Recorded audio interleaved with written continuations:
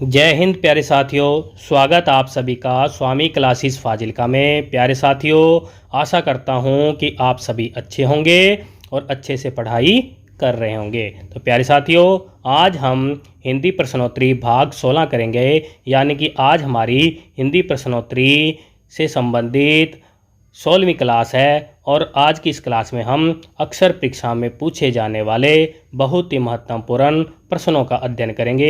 ये जो प्रश्न हैं हिंदी साहित्य और व्याकरण से संबंधित होने वाले हैं। प्यारे साथियों, ये जो क्लास है पीजीटी हिंदी, टीजीटी हिंदी और मास्टर कैडर हिंदी की दृष्टि से बहुत ही महत्वपूर्ण होने वाली है, इसलिए वीडियो के अंत तक जुड़े रहें और वीडियो को लाइक और शेयर करना ना भूलें। तो प्यारे साथियों, शुरू करते हैं बिना किसी देरी के आज की क्लास। और आज की क्लास का पहला क्वेश्चन है, ये रहा। पहला क्वेश्चन में हमसे क्या पूछा जा रहा है, बहुत ही महत्वपूर्ण क्वेश्चन है। क्या पूछा जा रहा है, तुलसीदास नाटक के रचयिता कौन है?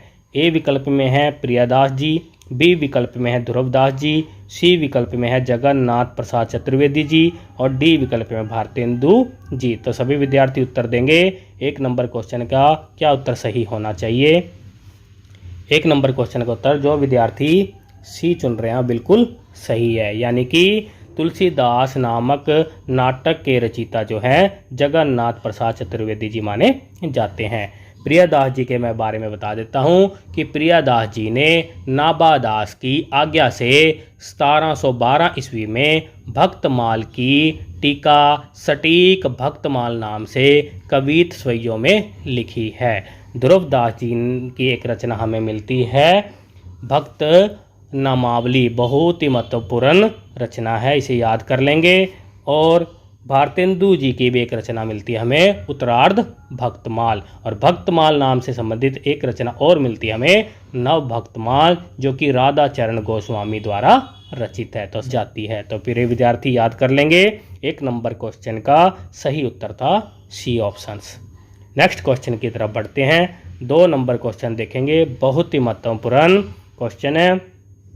तुलसी चरित रचना के रचनाकार कौन है? 4 विकल्प दिए गए हैं। ए विकल्प में है नाबादास जी, बी विकल्प में है लालदास जी, सी विकल्प में है राम प्रिय शरणदास जी और डी विकल्प में है रघुवर दास जी। तो सभी विद्यार्थी 2 नंबर क्वेश्चन का उत्तर देंगे और 2 नंबर क्वेश्चन का उत्तर जो विद्यार्थी डी चुन रहे हैं बिल्कुल सही है, यानी कि तुलसी चरित जो रचना है रघुवर दास जी की मानी जाती है। नाबादास की एक रचना मिलती है, हमने बता भी दिया है कि नाबादास की भक्तमाल रचना मिलती है। लालदास जी के बारे में बता देता हूँ कि लालदास की एक हमें रचना मिलती है अवध विलास, बहुत ही महत्वपूर्ण रचना है, इसे याद कर लेना। और राम प्रिय शरणदास जी की एक रचना हमें मिलती है सितायन, जो कि 1713 ईस्वी की रचना मानी जाती हैं। तो सभी विद्यार्थी याद कर लेंगे। नेक्स्ट क्वेश्चन की तरफ बढ़ते हैं। 3 नंबर क्वेश्चन देखेंगे। 3 नंबर क्वेश्चन से संबंधित हमसे क्या पूछा जा रहा है, तुलसीदास जी की अलौकिक घटनाओं का चित्रण किस रचना में हुआ है? सभी विद्यार्थी उत्तर देंगे। ए विकल्प में है भक्तमाल में, बी विकल्प में है तुलसी चरित में, सी ऑप्शंस में है गोसाई चरित में और डी ऑप्शन में हनुमान नाटक में। तो सभी विद्यार्थी उत्तर देंगे तुलसीदास जी की अलौकिक घटनाओं का चित्रण किस रचना में हुआ है? 3 नंबर क्वेश्चन का उत्तर देंगे और 3 नंबर क्वेश्चन का उत्तर जो विद्यार्थी सी चुन रहे हैं बिल्कुल सही है, यानी गोसाई चरित रचना में तुलसीदास जी की अलौकिक घटनाओं का चित्रण मिलता है। तो सभी विद्यार्थी याद कर लेंगे। हनुमान नाटक जो रचना है वो हृदय राम की मानी जाती है। नेक्स्ट क्वेश्चन की तरफ बढ़ेंगे। 4 नंबर क्वेश्चन देखेंगे। 4 नंबर क्वेश्चन बहुत ही महत्वपूर्ण क्वेश्चन है। हमसे क्या पूछा जा रहा है, तुलसीदास जी ने रामचरित मानस के किष्किंधा कांड की रचना कहाँ पर की थी? नीचे 4 विकल्प दिए गए हैं, सही विकल्प का चयन करेंगे।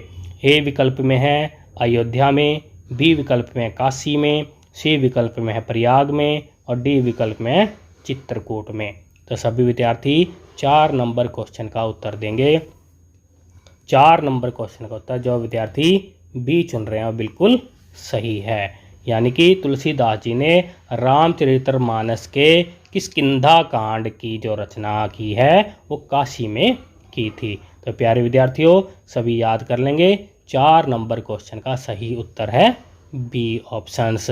इसके साथ ही मैं आपको बता देता हूँ कि रामचरितमानस के बारे में मैंने इससे पिछली वाली वीडियो में सब कुछ बता दिया था। तो जिन विद्यार्थियों ने हमारी पिछली वाली वीडियो यानी 15वां भाग नहीं देखा है वो ज़रूर इसको देख लें। अगर इससे पहले वाले भी अगर आपने भाग नहीं देखे हैं तो हमारे चैनल पर जाकर ये सभी जो प्रश्नोत्तरी चल रही है इसको आप देख सकते हैं और अपनी बेहतर हिंदी की तैयारी कर सकते हैं। नेक्स्ट क्वेश्चन की तरफ बढ़ते हैं। 5 नंबर क्वेश्चन देखेंगे। 5 नंबर क्वेश्चन बहुत ही महत्वपूर्ण क्वेश्चन है। और क्या पूछा जा रहा है, भक्ति काल के किस कवि ने अपनी हिंदी की रचनाओं में संस्कृत की सभी शास्त्रीय परंपराओं का निर्वहन किया। 4 विकल्प दिए गए हैं, सही विकल्प का चयन करेंगे।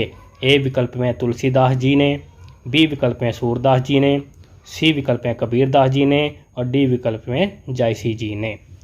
5 नंबर क्वेश्चन का उत्तर देंगे और 5 नंबर क्वेश्चन का उत्तर जो विद्यार्थी ए चुन रहे हैं बिल्कुल सही है, यानी तुलसीदास जी ने भक्ति काल में हिंदी की रचनाओं में संस्कृत के सभी शास्त्रीय परंपराओं का निर्वहन किया है।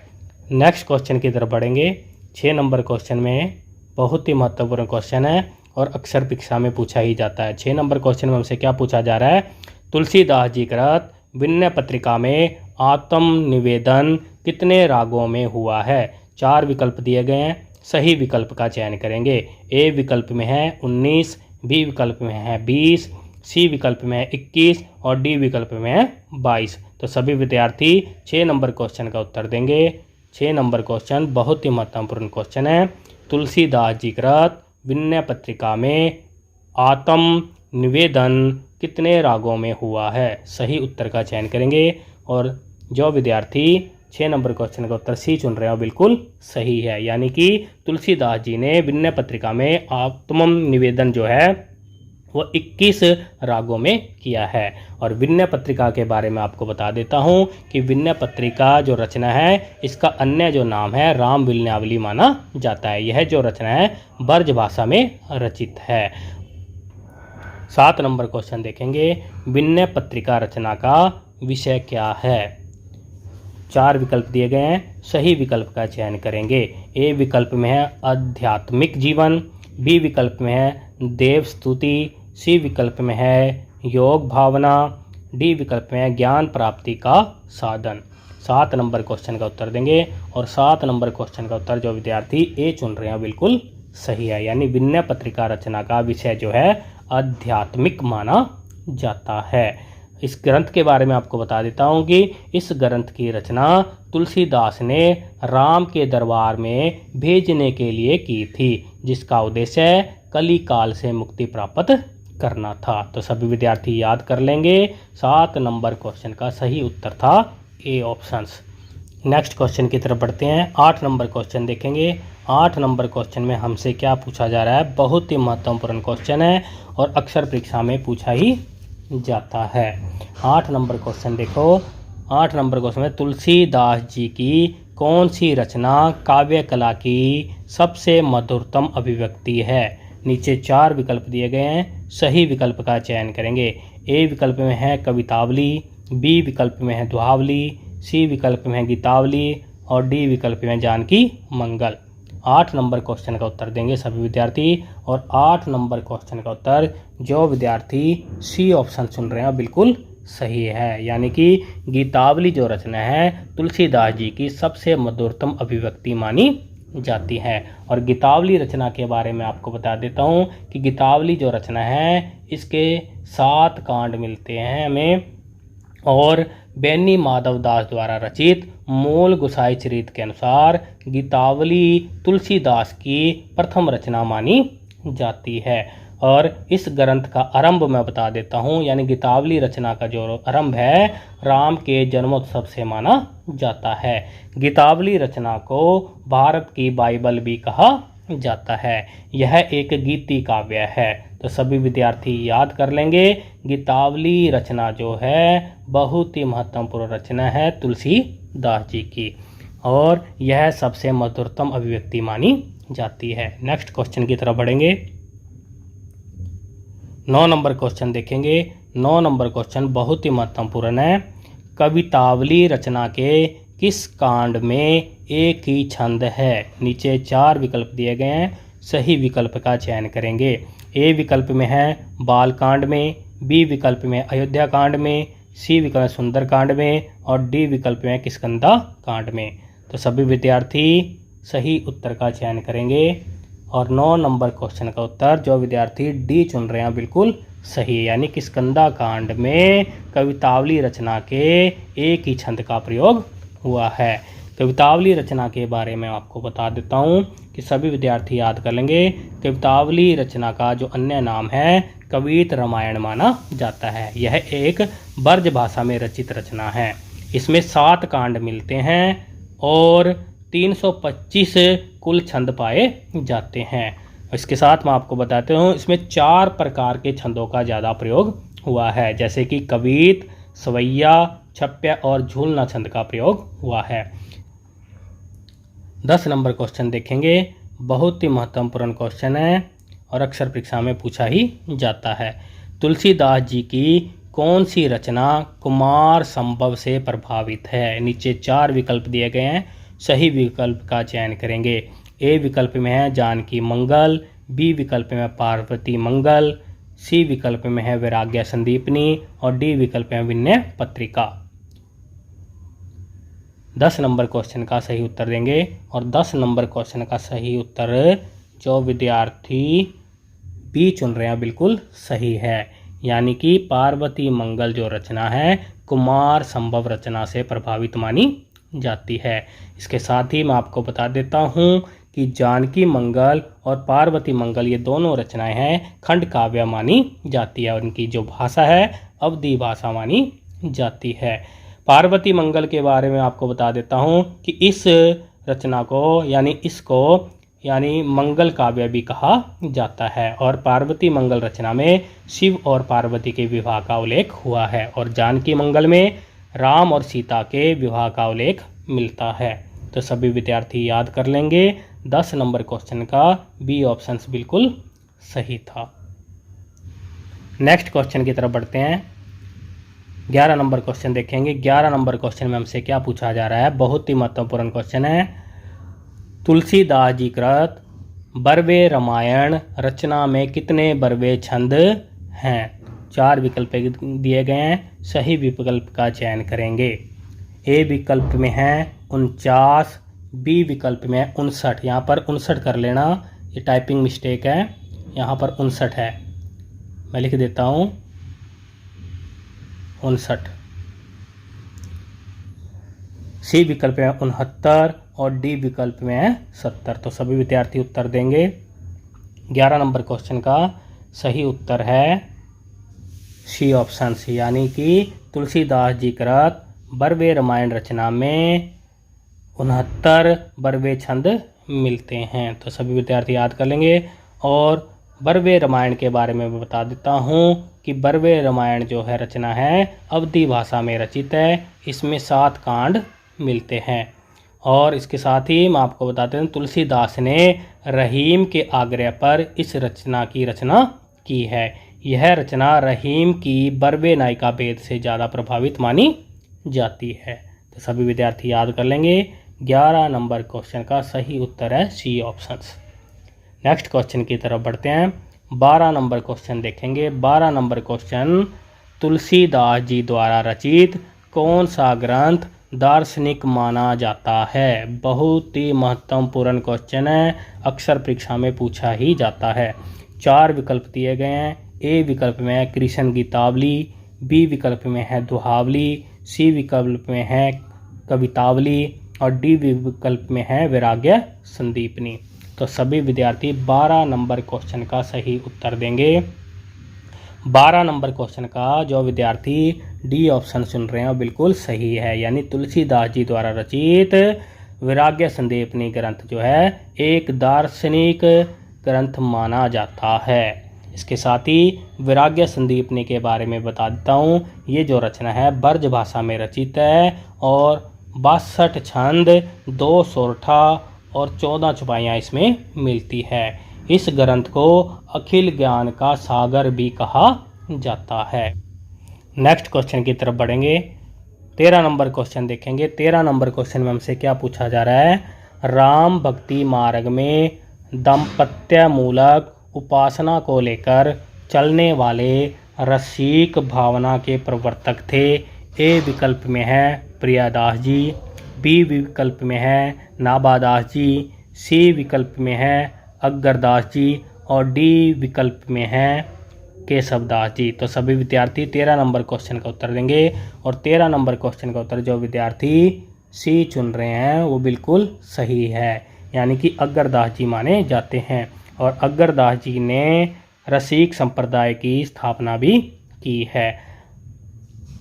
अग्रदास जी के कुछ प्रमुख ग्रंथ मिलते हैं, जैसे कि राम भजन मंजरी, ध्यान मंजरी, जिसको राम ध्यान मंजरी भी कहते हैं, हितोपदेश, इसके प्रमुख ग्रंथ मिलते हैं। 14 नंबर क्वेश्चन देखेंगे। 14 नंबर क्वेश्चन में हमसे क्या पूछा जा रहा है? व्याकरण से संबंधित क्वेश्चन है। 14 नंबर क्वेश्चन का है, निम्न में से कौन सा पार्श्विक व्यंजन है? 4 विकल्प दिए गए हैं, सही विकल्प का चयन करेंगे। ए विकल्प में है र, बी विकल्प में है ल, सी विकल्प में क और डी विकल्प में है य। तो सभी विद्यार्थी 14 नंबर क्वेश्चन का उत्तर देंगे और 14 नंबर क्वेश्चन का उत्तर जो विद्यार्थी बी चुन रहे हैं बिल्कुल सही है, यानी लय जो व्यंजन है इसको पार्श्विक व्यंजन भी बोला जाता है। इसके साथ ही लय व्यंजन जो है दंत्य भी बोला जाता है, लय व्यंजन को वर्तस्य व्यंजन भी बोला जाता है। तो सभी विद्यार्थी याद कर लेंगे। 14 नंबर क्वेश्चन का सही उत्तर था बी ऑप्शन। र व्यंजन को परकंपित या लुंठित व्यंजन भी कहा जाता है और इसका उच्चारण जो स्थान है मूर्धन्य माना जाता है। कै व्यंजन का उच्चारण स्थान कंठ्य माना जाता है और यह एक स्पर्श व्यंजन है। यह व्यंजन का उच्चारण स्थान तालव्य माना जाता है और इसका यह जो है अर्ध स्वर व्यंजन या फिर अंतस्थ व्यंजन भी कहा जाता है। तो सभी विद्यार्थी याद कर लेंगे। नेक्स्ट क्वेश्चन की तरफ बढ़ते हैं। 15 नंबर क्वेश्चन देखेंगे सभी विद्यार्थी। 15 नंबर क्वेश्चन में हमसे क्या पूछा जा रहा है? निम्न में से कौन सा विकल्प गलत है? गलत विकल्प की पहचान करनी है। ए विकल्प में है ध व्यंजन सघोष महाप्राण और दंत्य है। बी विकल्प में है ख व्यंजन अघोष महाप्राण और कंठ्य है। सी विकल्प में है ब जो व्यंजन है सघोष महाप्राण और ओष्ठ्य है। डी विकल्प में है च व्यंजन जो है अघोष अलप्राण और तालव्य है। तो सभी विद्यार्थी 15 नंबर क्वेश्चन का उत्तर देंगे। 15 नंबर क्वेश्चन का उत्तर जो विद्यार्थी सी ऑप्शन चुन रहे हैं बिल्कुल सही है, यानी कि सी ऑप्शन गलत है। ब जो व्यंजन है सघोष भी है और ओष्ठ्य भी है, लेकिन महाप्राण नहीं है, यह अलप्राण के अंतर्गत आता है। ध जो व्यंजन है सघोष भी है, महाप्राण भी है और दंत्य भी है। ख जो व्यंजन है वो अघोष भी है, महाप्राण भी है और कंठ्य भी है। च जो व्यंजन है अघोष भी है, अलप्राण भी है और तालव्य भी है। इसलिए 15 नंबर क्वेश्चन का सही उत्तर था सी ऑप्शंस, यानी कि ब व्यंजन जो है महाप्राण नहीं है, महाप्राण की जगह क्या आना चाहिए था अलप्राण, यानी कि ये अलप्राण के अंतर्गत माना जाता है। इनकी तरफ बढ़ते हैं। 16 नंबर क्वेश्चन देखेंगे। 16 नंबर क्वेश्चन में हमसे क्या पूछा जा रहा है? 16 नंबर क्वेश्चन देखो, निम्न में से दीदार शब्द किस भाषा का शब्द है? 4 विकल्प दिए गए हैं, सही विकल्प का चयन करेंगे। ए विकल्प में है अरबी भाषा का, बी विकल्प में फारसी भाषा का, सी विकल्प में हिंदी भाषा का और डी विकल्प में तुर्की भाषा का। तो सभी विद्यार्थी उत्तर देंगे 16 नंबर क्वेश्चन का उत्तर, और 16 नंबर क्वेश्चन का उत्तर जो विद्यार्थी बी चुन रहे हैं बिल्कुल सही है, यानी कि ये दीदार जो शब्द है फारसी भाषा का शब्द है। दीदार जो शब्द है फारसी भाषा का शब्द माना जाता है। मैं आप सभी को बता देता हूँ कि उत्पत्ति, स्रोत और इतिहास के आधार पर शब्दों के 4 भेद किए जाते हैं। कौन कौन से? तत्सम, तद्भव, देशज और विदेशज शब्द। इसके साथ अन्य एक भेद माना जाता है जो है संकर शब्द।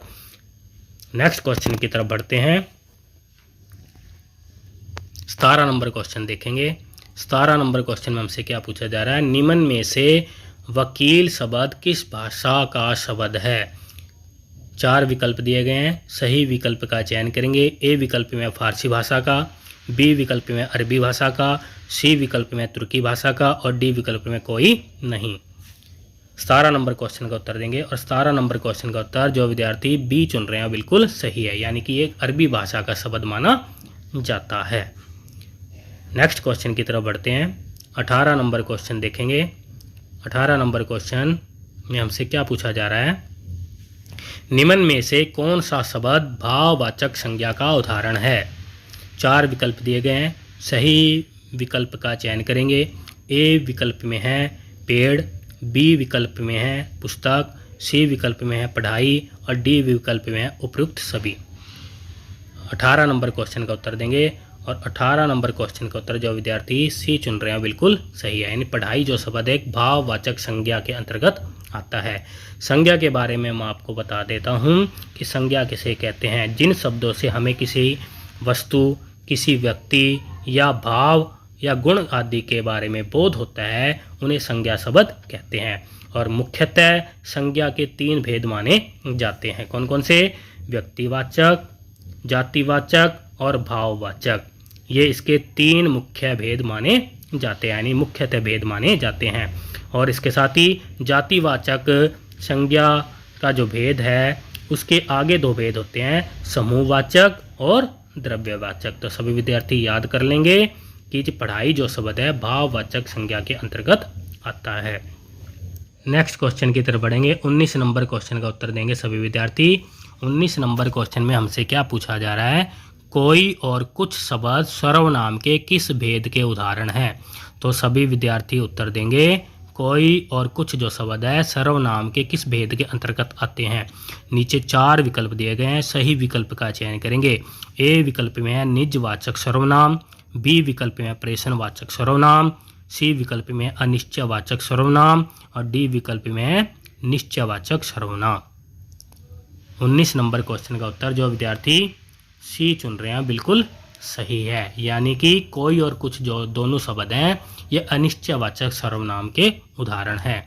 इसके साथ ही सर्वनाम के बारे में बता देता हूँ कि सर्वनाम किसे कहते हैं, जो शब्द संज्ञा के स्थान पर यानी संज्ञा शब्दों के स्थान पर प्रयोग किए जाते हैं उनको सर्वनाम कहते हैं। और सर्वनाम के 6 भेद माने जाते हैं। 6 भेद माने जाते हैं, कौन कौन से हैं। 1 नंबर पर है पहला भेद है यानी कि पुरुषवाचक सर्वनाम, नंबर 2 पर है निश्चयवाचक सर्वनाम, नंबर 3 पर है अनिश्चयवाचक सर्वनाम और नंबर 4 पर है संबंधवाचक सर्वनाम, नंबर 5 पर है प्रेषणवाचक सर्वनाम और नंबर 6 पर है निजवाचक सर्वनाम। तो सभी विद्यार्थी याद कर लेंगे सर्वनाम के 6 भेद पाए जाते हैं। इसके साथ ही हिंदी में 11 मौलिक सर्वनाम मिलते हैं। कौन कौन से, मैं, तुम, आप, वह, यह, जो, सो, कोई, कुछ, कौन और क्या, ये 11 प्रकार के मौलिक सर्वनाम पाए जाते हैं। तो सभी विद्यार्थी याद कर लेंगे। नेक्स्ट क्वेश्चन की तरफ बढ़ते हैं। 20 नंबर क्वेश्चन देखेंगे। 20 नंबर क्वेश्चन का उत्तर देंगे सभी विद्यार्थी। निम्न में से श्यामल शब्द व्याकरण की दृष्टि से क्या है। 4 विकल्प दिए गए हैं, सही विकल्प का चयन करेंगे। ए विकल्प में संज्ञा शब्द, बी विकल्प में विशेषण शब्द, सी विकल्प में क्रिया शब्द और डी विकल्प में अव्यय शब्द। तो सभी विद्यार्थी उत्तर देंगे 20 नंबर क्वेश्चन का उत्तर जो विद्यार्थी बी चुन रहे हैं बिल्कुल सही है, यानी जो श्यामल शब्द है एक विशेषण शब्द है। और विशेषण के बारे में मैं आपको बताते हूँ, विशेषण के 3 आधार पर भेद किए जाते हैं। विशेषण कहते किसे हैं ये भी बता देता हूँ कि वह शब्द जो संज्ञा और सर्वनाम शब्दों की विशेषता बतलाते हैं उन शब्दों को विशेषण कहते हैं। और विशेषण के 3 आधार पर भेद किए जाते हैं। स्थान के आधार पर 2 भेद हैं, कौन कौन से, उद्देश्य विशेषण और विधेय विशेषण। तुलना के आधार पर विशेषण के 3 भेद है, मूलावस्था, उत्तरावस्था, उत्तमावस्था। और प्रयोग के आधार पर विशेषण के 4 भेद किए जाते हैं, गुणवाचक विशेषण, संख्यावाचक विशेषण, परिणामवाचक विशेषण, संकेत या सर्वनामिक विशेषण। तो सभी विद्यार्थी याद कर लेंगे विशेषण के बारे में, यानी श्यामल शब्द है विशेषण शब्द था। नेक्स्ट क्वेश्चन की तरफ बढ़ते हैं। 21 नंबर क्वेश्चन का उत्तर देंगे। 21 नंबर क्वेश्चन में हमसे क्या पूछा जा रहा है, सीता स्कूल जा रही है, इस वाक्य में कौन सा काल है। 4 विकल्प दिए गए हैं, सही विकल्प का चयन करेंगे। ए विकल्प में अपूर्ण भूतकाल, बी विकल्प में अपूर्ण वर्तमान काल, सी विकल्प में संदिग्ध भूतकाल, डी विकल्प में कोई नहीं। 21 नंबर क्वेश्चन का उत्तर देंगे। 21 नंबर क्वेश्चन का उत्तर जो विद्यार्थी बी चुन रहे हैं बिल्कुल सही है, यानी कि ये अपूर्ण वर्तमान काल का उदाहरण है। इसके साथ ही मैं आपको काल के बारे में बता देता हूँ कि काल के अन्य नाम है जैसे कि समय, अवसर, मृत्यु, यमराज। काल क्रिया का ही एक रूप होता है। आपको बता देता हूँ मैं कि क्रिया के होने का बोध होता है, यानी काल से हमें क्रिया का होने का पता लगता है कि क्रिया किस समय में हुई है। और काल के 3 भेद किए जाते हैं, भूतकाल, वर्तमान काल, भविष्य काल।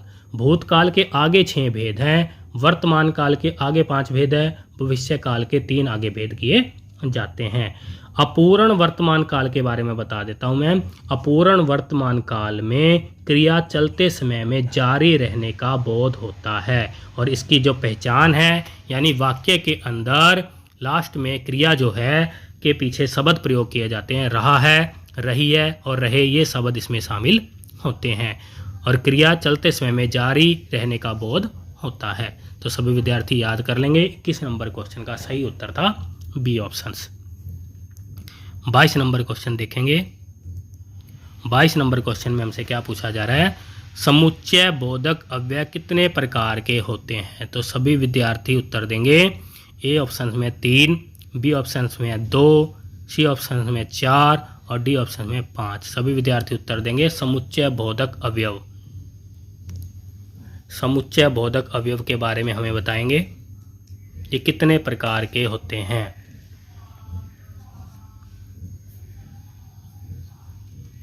22 नंबर क्वेश्चन का उत्तर जो विद्यार्थी बी चुन रहे हैं बिल्कुल सही है, यानी समुच्चय बोधक अवयव जो है जिन्हें योजक कहते हैं, यह 2 प्रकार के होते हैं। तो मैं आपको बताते तो हूँ 2 प्रकार कौन कौन से हैं, संयोजक और विभाजक। इनको यानी संयोजक को समानाधिकरण भी कहते हैं और विभाजक को व्याधिकरण भी कहते हैं। यानी कि समुच्चय बोधक 2 प्रकार के होते हैं, कौन कौन से, संयोजक और विभाजक। तो सभी विद्यार्थी याद कर लेंगे। जो संयोजक समुच्चय बोधक शब्द हैं ये संयुक्त वाक्यों में प्रयोग होते हैं, और विभाजक जो हैं वो मिश्रित यानी मिश्र वाक्यों में प्रयोग होते हैं। तो सभी विद्यार्थी याद कर लेंगे। नेक्स्ट क्वेश्चन की तरफ बढ़ते हैं। 23 नंबर क्वेश्चन देखेंगे। यह वही लड़का है जो कल आया था, यह किस प्रकार का वाक्य है। नीचे 4 विकल्प दिए गए हैं, सही विकल्प का चयन करेंगे। ए विकल्प में सरल वाक्य है, बी विकल्प में संयुक्त वाक्य है, सी विकल्प में मिश्रित वाक्य है और डी विकल्प में उपयुक्त सभी। तो सभी विद्यार्थी उत्तर देंगे। 23 नंबर क्वेश्चन का उत्तर 23 नंबर क्वेश्चन का उत्तर जो विद्यार्थी सी चुन रहे हैं बिल्कुल सही है, यानी कि यह वही लड़का है जो कल आया था। यह किस प्रकार का वाक्य है, यह मिश्रित वाक्य है, यह एक मिश्रित वाक्य है। मैं आप सभी को बता देता हूँ कि सार्थक शब्दों के योग को वाक्य कहते हैं। सार्थक शब्दों के योग को क्या कहते हैं, वाक्य कहते हैं। और वाक्य के 2 अंग होते हैं, 2 अंग जिसे घटक बोलते हैं, उद्देश्य और विधेय। वाक्य के 3 आधार पर भेद किए जाते हैं। प्रयोग व संरचना के आधार पर 3 भेद हैं, अर्थ के आधार पर 8 भेद हैं और क्रिया के आधार पर 3 भेद हैं। प्रयोग और संरचना के आधार पर जो 3 भेद हैं उनके नाम हैं साधारण वाक्य, संयुक्त वाक्य और मिश्रित वाक्य। मैं आपको बता देता हूँ कि सरल वाक्य यानी जिसको साधारण वाक्य भी कहते हैं, वह वाक्य है जिसमें एक उद्देश्य और एक विधेय हो, उसे साधारण वाक्य कहते हैं। संयुक्त वाक्य के बारे में मैं आपको बता देता हूँ कि संयुक्त वाक्य जो है एक से अधिक उपवाक्य हो, सभी के सभी साधारण वाक्य होने चाहिए, सभी उपवाक्य स्वतंत्र होते हैं। और इसकी जो पहचान है संयुक्त वाक्य की, इसमें बीच में यानी दो जो वाक्य हैं यानी उपवाक्य है, लेकिन, किंतु, परंतु, और, या, अथवा, तथा, बल्कि आदि शब्दों से जुड़े होते हैं यानी योजक शब्द प्रयोग होते हैं। मिश्र वाक्य के बारे में बता देता हूँ। वह वाक्य जिसमें एक प्रधान उपवाक्य है और शेष अन्य सभी आश्रित उपवाक्य होंगे, यानी कि इसके अंदर जो योजक शब्द प्रयोग होते हैं, जो जोड़े जाते हैं, बीच में मिलते हैं वाक्यों के अंदर, उसमें क्या होता है कि, क्योंकि, जो, जिसे, जिन्हें, जिनका, जिसका, जिससे, जितना, जैसे, जैसे जैसे, ज्यों ज्यों, आदि, यद्यपि, जहाँ, जब, तब आदि शब्द प्रयोग होते हैं। प्यारे साथियों, ये थे हमारे आज के बेहतरीन 23 क्वेश्चन जो कि अक्सर परीक्षा में पूछे ही जाते हैं। आशा करता हूँ कि आज की क्लास में आपको अवश्य कुछ ना कुछ नया सीखने को मिला होगा और इसके साथ ही आपको नए क्वेश्चनों के साथ कुछ अन्य तथ्य के बारे में भी जानकारी मिली होगी। तो प्यारे साथियों, वीडियो को लाइक और शेयर करना ना भूलें। अगर आप हमारे YouTube चैनल पर नए हो तो हमारे चैनल को सब्सक्राइब अवश्य करें और बेल आइकन को अवश्य दबाएं ताकि आप तक नई क्लास का नोटिफिकेशन पहुंच सके। मिलते हैं अगली क्लास में, तब तक के लिए जय हिंद।